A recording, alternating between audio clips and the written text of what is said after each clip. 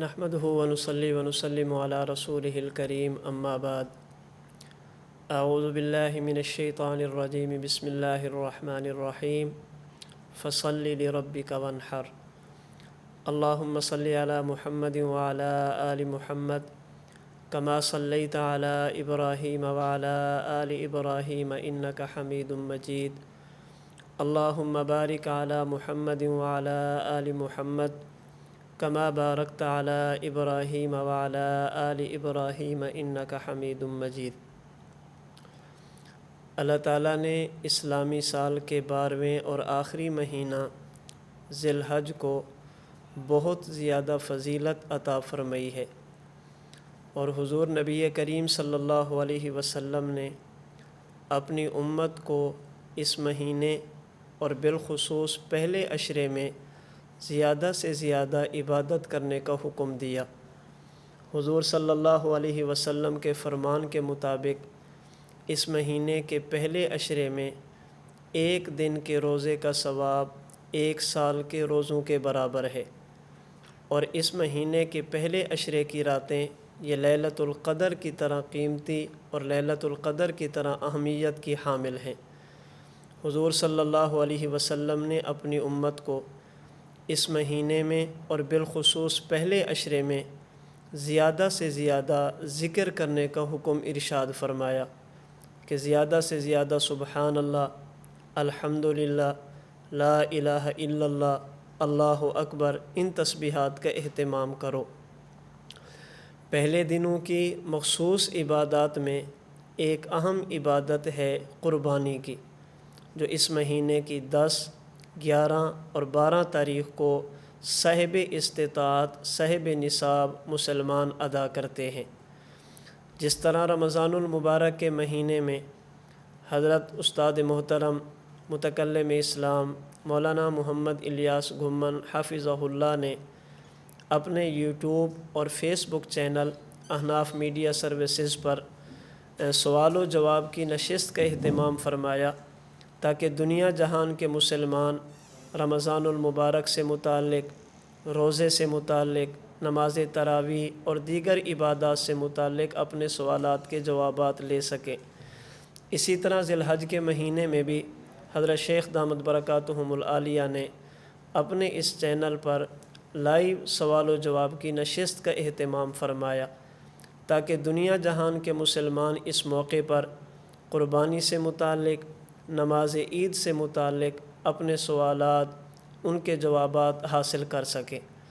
آپ حضرات مختلف علاقوں سے، ممالک سے سوالات بھیجتے ہیں، ای میل ایڈریس آپ کو دیا جا چکا ہے، تو میری تمام حضرات سے گزارش ہے جو بھی مسئلہ پوچھنا چاہیں کوشش فرمائیں کہ ان دنوں میں مسئلہ وہ پوچھیں جس کا تعلق قربانی کے ساتھ، ذی الحج کے مہینے کے ساتھ، اور اسی طرح اس کا تعلق عید الاضحیٰ کے ساتھ ہو۔ دیگر سوالات ان کے جوابات بعد میں بھی دیے جا سکتے ہیں، یہ چونکہ سیزن ہے اس لیے ان چیزوں کے متعلق آپ سوالات کر سکتے ہیں۔ سوال کرتے ہوئے ای میل ایڈریس آپ کے پاس موجود ہے، یہاں سامنے آ رہا ہوگا، تو اسی ای میل ایڈریس پر آپ اپنا علاقہ، اپنا نام اور اپنا سوال اردو زبان میں لکھ کر بھیجیں۔ اور ایک بات ذہن میں رکھ لیں، ان سوالات کے جوابات رات 11 بجے والی اس لائیو نشست میں دیے جائیں گے، ای میل پر واپس جواب نہیں دیا جائے گا۔ تو آج کے سوالات کی طرف چلتے ہیں۔ سب سے پہلا سوال محمد نوشاد صاحب ہندوستان سے پوچھتے ہیں کہ مفتی صاحب، قربانی کا معنی، قربانی کی حقیقت اور قربانی کا اجر و ثواب کیا ہے، اس پر روشنی ڈال دیں۔ قربانی کا معنی لغوی ہوتا ہے کسی چیز کا قرب حاصل کرنا، کسی چیز کی نزدیکی حاصل کرنا۔ شریعت کی اصطلاح میں قربانی کہتے ہیں مخصوص ایام میں جانور کو اللہ تعالیٰ کا قرب حاصل کرنے کے لیے ذبح کرنا، یعنی 10 ذی الحج، 11 ذی الحج اور 12 ذی الحج، ان 3 دنوں میں اللہ تعالیٰ کا حکم سمجھ کر اللہ تعالیٰ کا قرب حاصل کرنے کے لیے، اللہ کی رضا کے حصول کے لیے جانور کی گردن پر چھری پھیرنا، جانور کو ذبح کرنا، یہ شریعت میں قربانی کہلاتا ہے۔ قربانی کی حقیقت ایک تو حضور نبی کریم صلی اللہ علیہ وسلم نے بیان فرمائی، جسے امام ابن ماجہ رحمۃ اللہ علیہ نے سنن ابن ماجہ میں نقل کیا، سنت ابیکم ابراہیم علیہ السلام، یہ قربانی سیدنا ابراہیم علیہ السلام کا طریقہ ہے۔ اور قربانی کی ایک حقیقت کو ایک اور طریقے سے بھی دیکھا جا سکتا ہے کہ ایک ہے قربانی کا ظاہر اور ایک ہے قربانی کی روح، ایک قربانی کی شکل ہے اور ایک قربانی کی روح ہے۔ قربانی کی شکل تو یہ ہے کہ ان 3 دنوں میں مسلمان اللہ کا حکم سمجھ کر جانور کی گردن پر چھری پھیر دے، یہ قربانی کی حقیقت کا ظاہر ہے۔ اور اس کی روح اور اصل یہ ہے کہ انسان اس موقع پر اس بات کا عزم کرے، ارادہ کرے کہ جس طرح میں نے اللہ کا حکم سمجھ کر جانور کی گردن پر چھری پھیر کر اسے ذبح کر دیا، اسی طرح ہم اللہ کا حکم سمجھ کر اپنی خواہشات پر بھی چھری پھیریں گے اور اپنی خواہشات کو ذبح کر کے اللہ کے حکم کے مطابق زندگی گزاریں گے۔ یہ قربانی کی حقیقت ہے۔ رہ گئی بات قربانی کے اجر و ثواب کی، احادیث مبارکہ میں اس پر بڑی فضیلتیں موجود ہیں۔ ابن ماجہ کی روایت میں حضور علیہ الصلوۃ والسلام نے ارشاد فرمایا کہ یہ جو قربانی کا جانور ہے، بکل شعرۃ حسنہ، اللہ تعالیٰ قربانی کے جانور کے ایک ایک بال کے بدلے میں قربانی کرنے والے کو ثواب اور نیکی عطا فرماتے ہیں۔ صحابہ کرام نے عرض کیا، فصوف یا رسول اللہ، اللہ کے رسول بھیڑ ہے، دمبا ہے، ان کے بال نہیں ہوتے، اون ہوتی ہے، ان پر کیا ملے گا؟ حضور صلی اللہ علیہ وسلم نے فرمایا، بکل شعرۃ من الصوف حسنہ، جس طرح جانور کے بال کے بدلے میں نیکی ملتی ہے، اسی طرح اون کے بدلے میں بھی نیکی ملے گی۔ ایک حدیث پاک سنن ترمذی میں ہے جسے ام المومنین حضرت عائشہ رضی اللہ تعالی عنہا نے نقل کیا، اس میں حضور صلی اللہ علیہ وسلم نے ارشاد فرمایا، انہ لیاتی یوم القیامت بقرونہا و اشعارہا و ازلافہا، جب قیامت کا دن ہوگا جانور کے وہ اعضاء، جانور کی وہ چیزیں جنہیں تم فضول سمجھ کر پھینک دیتے ہو، استعمال نہیں کرتے، اللہ ان کے بدلے میں بھی قربانی کرنے والے کو اجر اور ثواب عطا فرمائیں گے۔ اس میں جانور کے کھر ہو گئے، اس میں جانور کے سینگ ہو گئے، اس میں جانور کے بال ہو گئے۔ اور مصنف عبد الرزاق کی ایک حدیث پاک کے مطابق یہ جو جانور انسان پالتا ہے، اس جانور کو کھلاتا اور پلاتا ہے، اور جانور اس کے بعد جو پیشاب کرتا ہے، قیامت کے دن اس کا بھی وزن کیا جائے گا اور اللہ رب العزت قربانی کرنے والے کو اس کا اجر و ثواب عطا فرمائیں گے۔ تو اس موقع پر اللہ جن کو توفیق عطا فرمائے، اس عبادت کو عبادت سمجھ کر، اللہ کا حکم سمجھ کر بڑے شوق کے ساتھ، رغبت کے ساتھ اس عبادت کو پورا کرنا چاہیے۔ اگلا سوال مشرف فضیل صاحب ہندوستان سے پوچھتے ہیں کہ قربانی کس شخص پر واجب ہے؟ قربانی کے وجوب کے لیے بہت ساری شرطیں ہیں، ان میں ایک شرط ہے کہ انسان مسلمان ہو، اگر کافر ہے تو اس پر قربانی نہیں ہوگی، اس لیے کہ کافر یہ عبادات کا اہل نہیں ہے۔ نمبر 2، قربانی اس شخص پر واجب ہوگی جو آزاد ہو، غلام پر قربانی نہیں ہے۔ قربانی اس شخص پر واجب ہوگی جو مقیم ہو، مسافر پر قربانی واجب نہیں ہے۔ قربانی اس شخص پر واجب ہوگی جو نصاب کا مالک ہو۔ اور بھی شرائطیں بڑی بڑی، یہ 4 شرطیں ہیں، جس بندے میں یہ 4 شرطیں پائی جائیں اس بندے پر قربانی کرنا واجب ہوگی، نصاب کا مالک ہو، مقیم ہو، آزاد ہو اور مسلمان ہو، اس شخص پر قربانی کرنا واجب ہوگی۔ باقی یہ بات کہ قربانی کا نصاب کیا ہے، اگر کسی شخص کے پاس 7.5 تولے سونا ہے، چاہے اس نے رکھا ہوا ہے، چاہے کسی خاتون نے پہنا ہوا ہے، جس حالت میں بھی سونا ہو، صرف 7.5 تولہ سونا ہو تو اس پر قربانی کرنا واجب ہے۔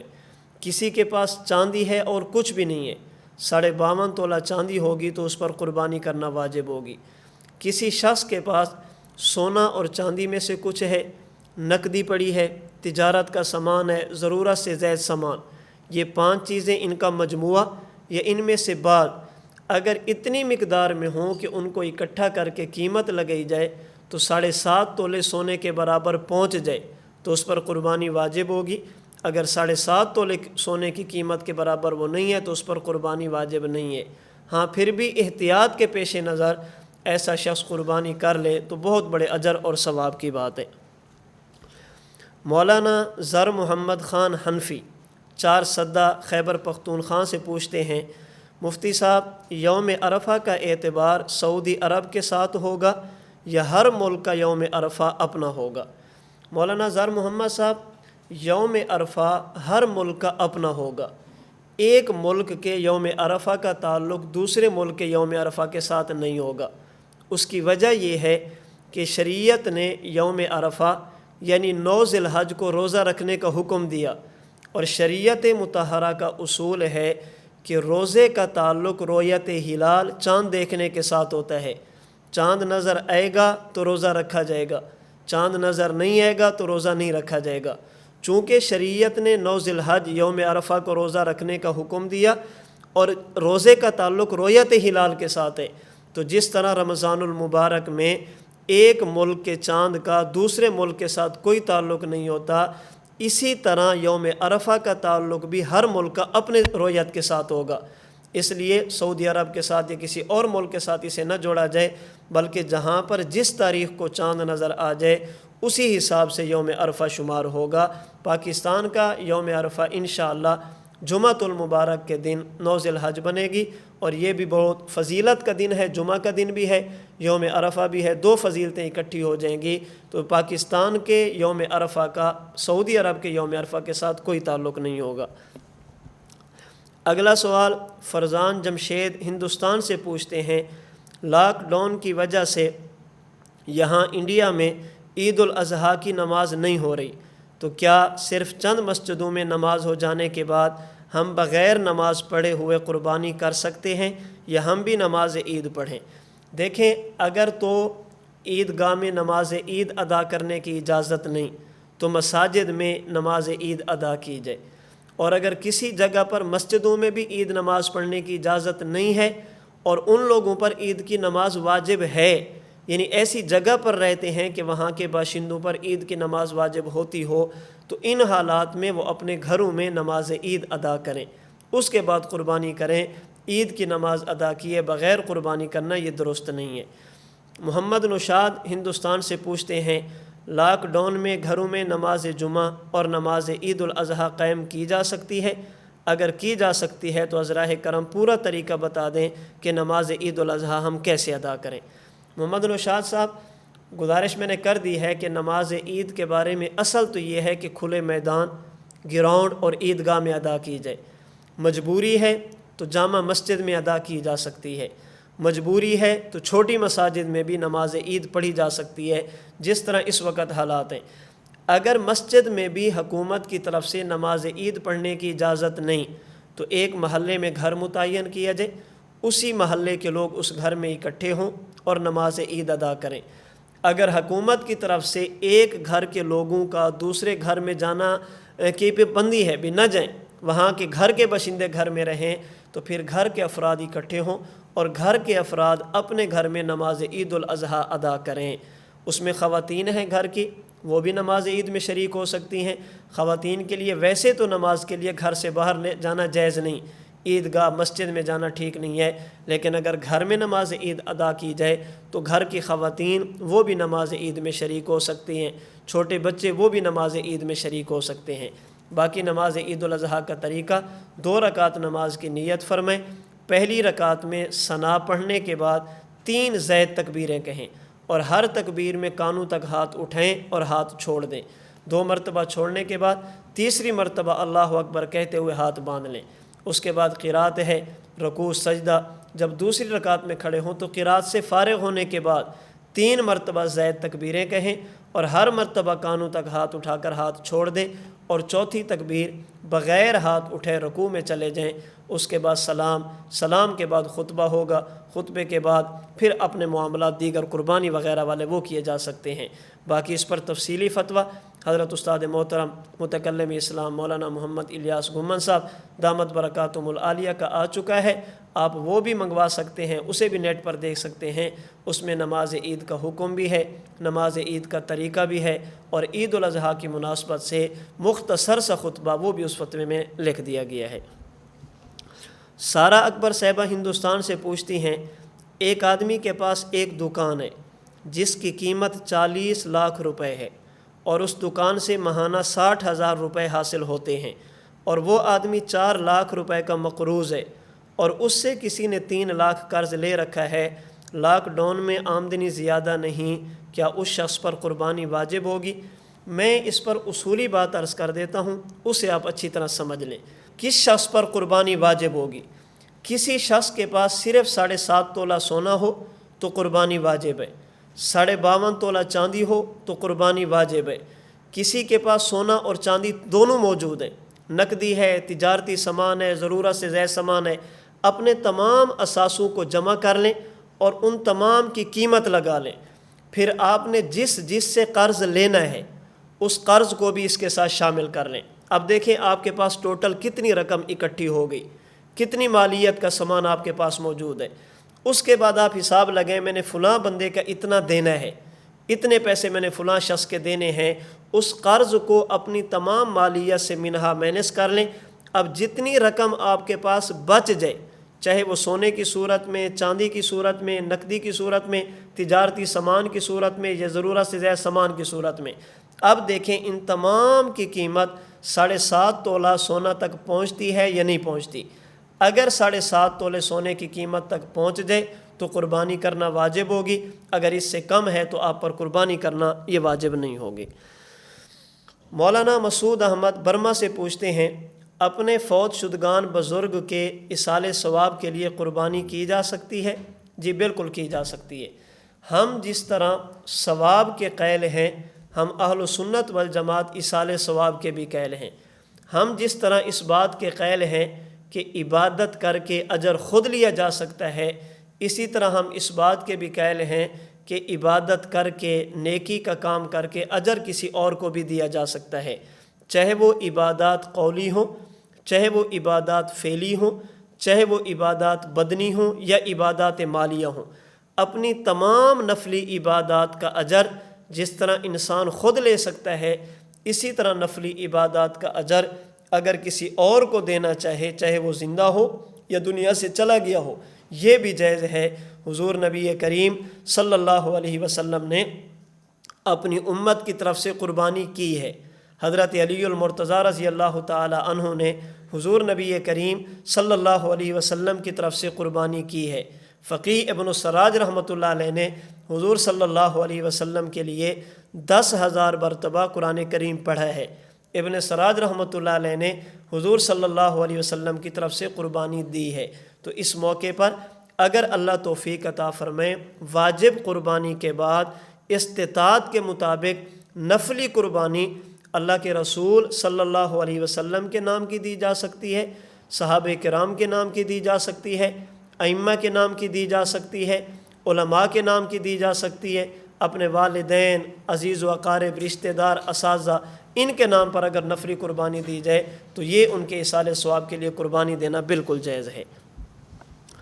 اگلا سوال محمد شاہین حسین اسلام آباد سے پوچھتے ہیں، اگر کسی بندے نے مرحوم والدین کے نام کی قربانی کی تو اس جانور کے گوشت کو گھر میں کھایا جا سکتا ہے یا اس گوشت کو کھانا جائز نہیں ہے؟ محمد شاہین صاحب، جب ایصال ثواب کے لیے قربانی کرتے ہیں تو اس کی 2 صورتیں ہیں۔ نمبر 1، والدین نے وصیت کی تھی کہ بیٹا میری وفات کے بعد آپ نے میری طرف سے قربانی کرنی ہے، اگر یہ وصیت کے بعد قربانی کی جائے تو اس قربانی کا گوشت خود استعمال کرنا جائز نہیں ہے، وہ غرباء کو، فقراء کو دینا ضروری ہے۔ اور اگر انہوں نے وصیت نہیں کی، بیٹا ویسے والدین کا حق سمجھتے ہوئے کہ انہوں نے میرے ساتھ وفا کی ہے، مجھے اس مقام تک پہنچایا، ان کے نام کی از خود قربانی کرتا ہے، والدین کی وصیت نہیں ہے، تو پھر یہ عام قربانی کی طرح ہے، اسے صدقہ بھی کیا جا سکتا ہے، رشتہ داروں کو بھی دیا جا سکتا ہے، اور خود استعمال کرنا چاہیں تو خود بھی استعمال کر سکتے ہیں۔ وصیت ہو تو سارا گوشت صدقہ کرنا ضروری ہے، وصیت نہ ہو تو خود بھی استعمال کر سکتے ہیں، اور اس کو صدقہ کرنا چاہیں تو صدقہ بھی کر سکتے ہیں۔ محمد اسلم راجپورہ پوچھتے ہیں کہ حضور صلی اللہ علیہ وسلم کی طرف سے قربانی کرنی ہے، بکرے کی قیمت ہے 11,000 روپے، اگر 3 آدمی مل کر یہ 11,000 روپے جمع کریں اور اس طریقے سے قربانی کریں تو کیا یہ درست ہوگا؟ یہ قربانی کا طریقہ ٹھیک نہیں ہے، یعنی ایک حصہ ایک بندے کی طرف سے نہ ہو، بلکہ حصے میں 5 بندے 7 بندے 10 بندے 3 بندے مل کر اکٹھے قیمت ادا کریں، یہ ٹھیک نہیں ہے۔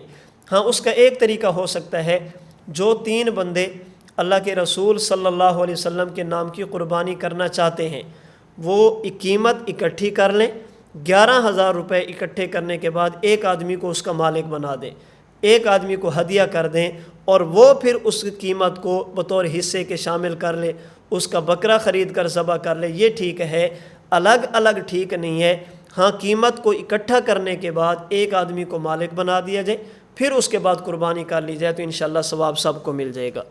جاوید احمد صاحب لاہور سے پوچھتے ہیں، قربانی کے شرکاء نے جانور میں ایک حصہ رسول اللہ صلی اللہ علیہ وسلم کا متعین کر دیا، تو اب گوشت کی کیا ترتیب بنائیں گے؟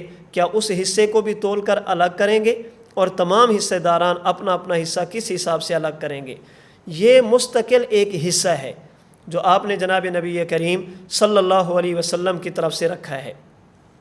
جس طرح باقی حصوں کا گوشت وزن کر کے تقسیم کرنا ضروری ہے، اس کا بھی وزن کر کے تقسیم کریں۔ جب 7 حصوں میں تقسیم ہو جائے تو پھر جس طرح اپنے حصے کو کھانا، اپنے حصے کو تقسیم کرنا، اپنے حصے کو رشتہ داروں تک پہنچانا جائز ہے، اس حصے کے اندر بھی آپ وہی صورتحال اپنائیں گے، وہ بھی اگر رشتہ داروں کو دینا چاہیں، تقسیم کرنا چاہیں تو کر سکتے ہیں۔ عبدالقیوم جمال صاحب پشاور سے پوچھتے ہیں، مفتی صاحب قربانی کتنے دن ہوتے ہیں؟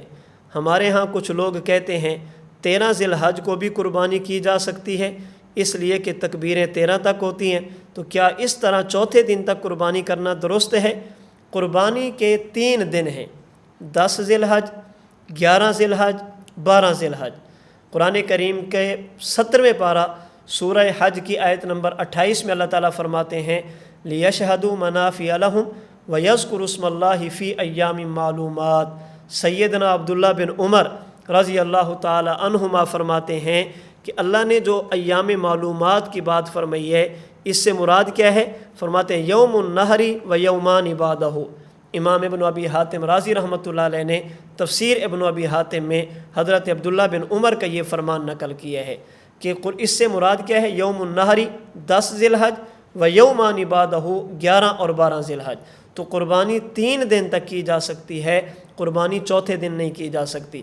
رہ گئی یہ بات کہ 13 ذی الحج کو بھی قربانی ہو سکتی ہے، کیوں؟ اس لیے کہ تکبیریں تو 13 تک ہوتی ہیں۔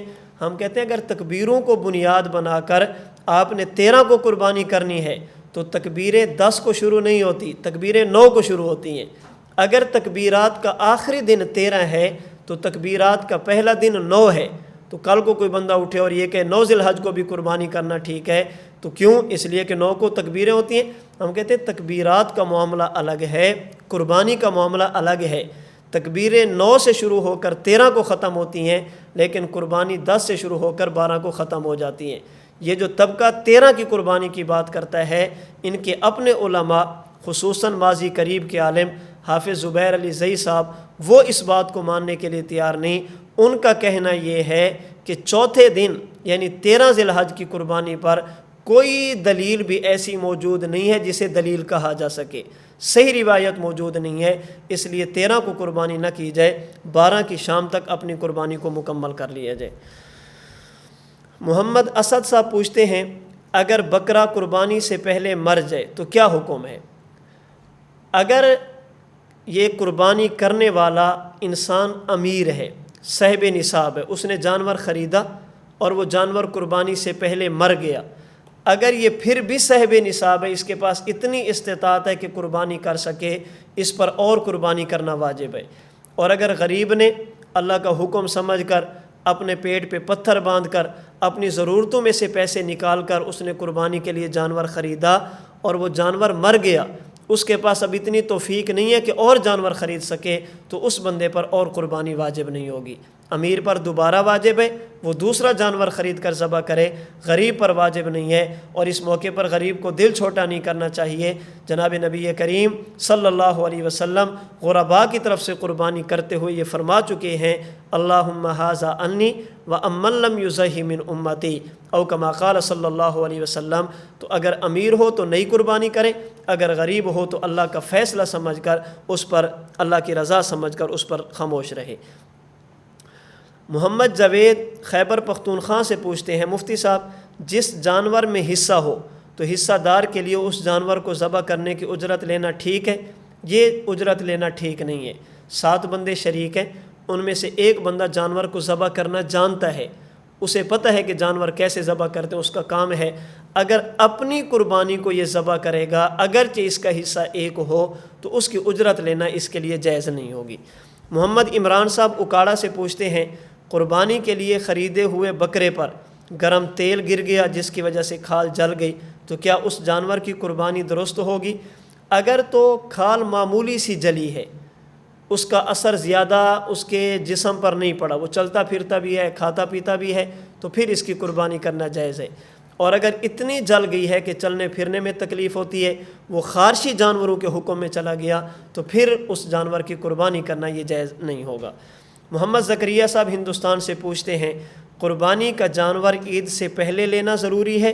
اگر کسی نے عید کے بعد لیا تو کیا قربانی ہو جائے گی؟ مستحب اور زیادہ ثواب کا باعث یہی ہے کہ انسان قربانی کا جانور پہلے سے خریدنے کے بعد اس کو پالے اور اس کی تربیت کرے اور اس کے کھانے پینے کا خیال کرے، اسے اپنے ساتھ مانوس کرے۔ وجہ اس کی یہ ہے، جب 1 مہینہ 2 مہینے تک اس جانور کو پالے گا، اس کے ساتھ اٹھنا بیٹھنا شروع کرے گا، اس کے ساتھ چلنا پھرنا شروع کرے گا، تو اس جانور کی محبت دل میں آئے گی۔ پھر جب قربانی کے موقع پر اس جانور کو ذبح کرے گا تو دل کو تکلیف ہوگی، جب دل کو تکلیف ہوگی تو اس پر اجر و ثواب زیادہ ہوگا۔ ہاں باقی آج کل زندگیاں مصروف ہیں، ماحول ایسا نہیں ہے کہ انسان جانوروں کو اپنے پاس رکھ سکے، شہروں میں خصوصاً، تو یہ موقع پر بھی جانور خریدا جا سکتا ہے، لیکن بہتر اور زیادہ ثواب اسی میں ہے کہ جانور گھر میں پالا جائے، پہلے سے اس کا خیال رکھا جائے، اس کے ساتھ الفت ہو، انس ہو، تاکہ قربانی کے موقع پر جب اس جانور کو ذبح کریں تو دل کو تکلیف ہو۔ جب دل کو تکلیف ہوگی تو اس پر اجر اور ثواب بھی زیادہ ہوگا۔ باقی اگر عید کے بعد سے مراد یہ کہ 10 ذی الحج کے بعد 11 کو خرید کر قربانی کریں پھر بھی ٹھیک ہے، 12 کو خرید کر قربانی کریں پھر بھی ٹھیک ہے، 12 ذی الحج کے بعد قربانی کی نیت سے جانور خریدنا اور اس کو ذبح کرنا یہ قربانی نہیں کہلائے گی۔ ہاں یہ صدقہ ہوگا، نفل ہوگی، یہ قربانی نہیں بن سکتی۔ جو اجر و ثواب اللہ نے قربانی پر رکھا ہے وہ ان چیزوں پر نہیں ہوگا۔ اللہ رب العزت ہم سب کو شریعت کے احکامات سمجھنے کی، پوچھ کر اسی کے مطابق عمل کرنے کی توفیق عطا فرمائے۔ میں آخر میں ایک مرتبہ پھر گزارش کرتا ہوں، جن حضرات نے سوالات کرنے ہوں کوشش کریں کہ ان دنوں میں سوال عید کے متعلق ہو، سوال قربانی کے متعلق ہو، یہ معاملات جو سیزن کے ان کے متعلق پوچھیں، اور سوال لکھ کر اردو زبان میں اپنا نام اپنا علاقہ یہ لکھ کر بھیجیں، اور اس سوال کے جواب کے لیے رات 11 بجے یوٹیوب اور فیس بک پہ اناف میڈیا سروسز پر ان سوالات کے جوابات آپ سماعت فرما سکتے ہیں۔ رب العالمین ہم سب کو دین کی سمجھ عطا فرمائے اور سمجھ کر ان پر عمل کرنے کی توفیق عطا فرمائے۔ وآخر دعوانا ان الحمد للہ رب العالمین۔